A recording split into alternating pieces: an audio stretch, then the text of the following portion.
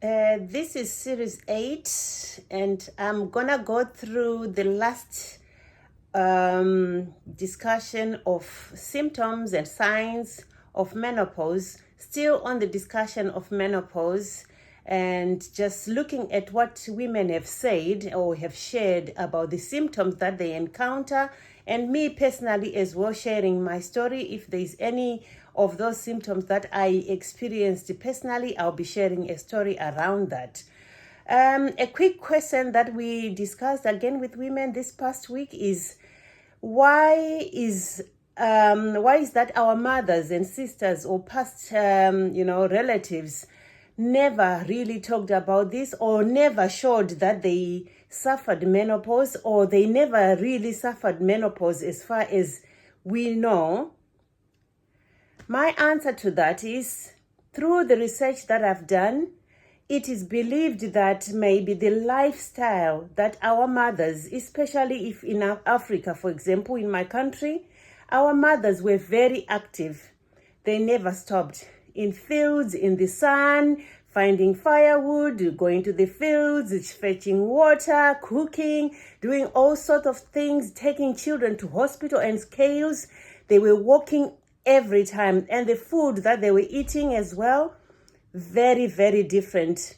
We are all over the world now. We are all over in the countries where sometimes we don't even have sunshine.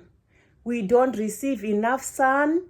That helps our hormones. Vitamin D, for example, which is mostly from the sun, plays a vital role in balancing our hormones, and we don't get it.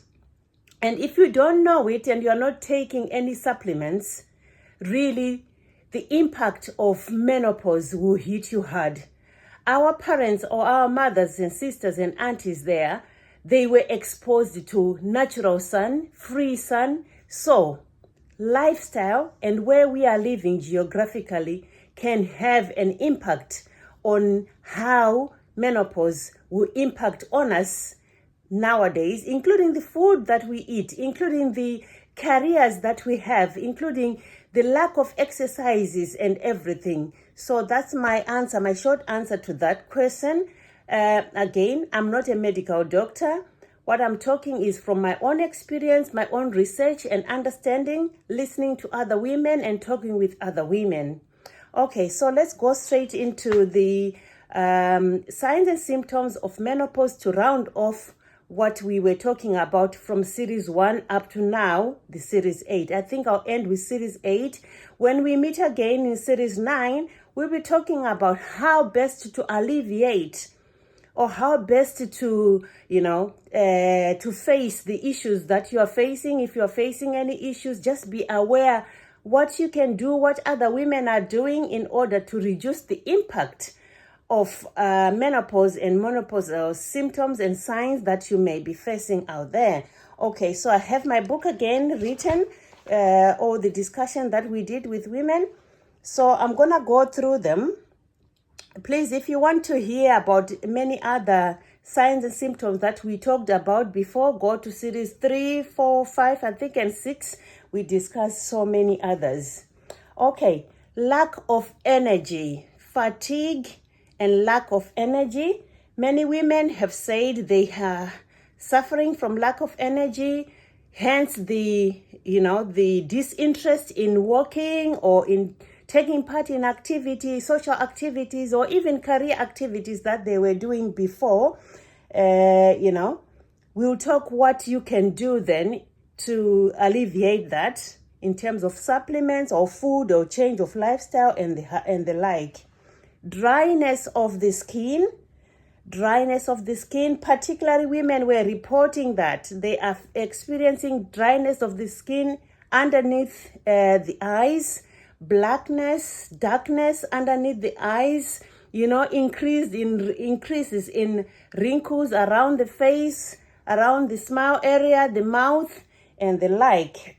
Another issue reported, or another symptom and sign reported by many, is tenderness of breasts. Bigger breasts, tenderness, they are really hard, sometimes very plumpy. I experienced this myself. I think there is time that my breast cup for the bras increased from D, size D, 38D. Now I am 38G.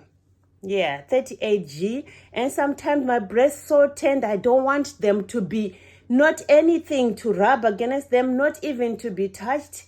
So you can think, or you can see, if that is not communicated with your partner or with my husband, to say, my dear, I'm experiencing tenderness of the breast. They are so hurtful, and they just touch it. The irritability, the pain, and then the irritability that will be directed to the partner.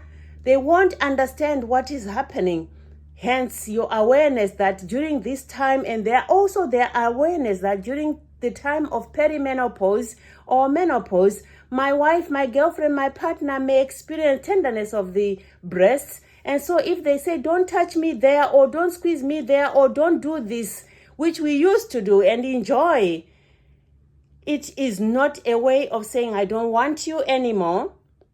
I still love you. You are still my partner. I still care about you. But at this particular time, my breasts are no longer the same. They are feeling very tender and hurting me. So understanding each other, knowing and then understanding each other, and not leaving them away or leaving them outside of the door. Take them with them. Take your partner with you. Tell them, talk about these things and how you're feeling. Okay, so tenderness of the breast. Also, during menopause, you still be experiencing your periods. So they will be maybe longer, heavier. Your periods could be longer and heavier. Your periods could come irregularly. If you were having your period maybe exactly after 4 weeks or 28 days, they may be a bit late, and they may last longer, and they may be very, very heavy. You may start even to experience some pain, period pains and cramps that you never felt before. So again, that's a symptom and sign that women have shared. Aches and pains. I'll end with this one. Aches and pains, body aches and pains, the knees, the legs, the back, all joints painful. I experience this as well, but I have ways that I will talk about when we are talking about how to alleviate some of these symptoms and make life easier, how I went through this and how I'm going through this and having a much fulfilled life, even though I'm in my perimenopause. There is help. There is help, provided that you are open-minded, you are willing to learn, and you are willing to study and educate yourself about these things. So next video, we'll be talking about what exacerbates these symptoms, what you can do as a woman, as a family, as in your networks, in order to alleviate these challenges or symptoms and live a fulfilled life. I'll speak to you again, or we'll see each other in the next video, which will be series 9. Have a lovely, lovely, lovely weekend.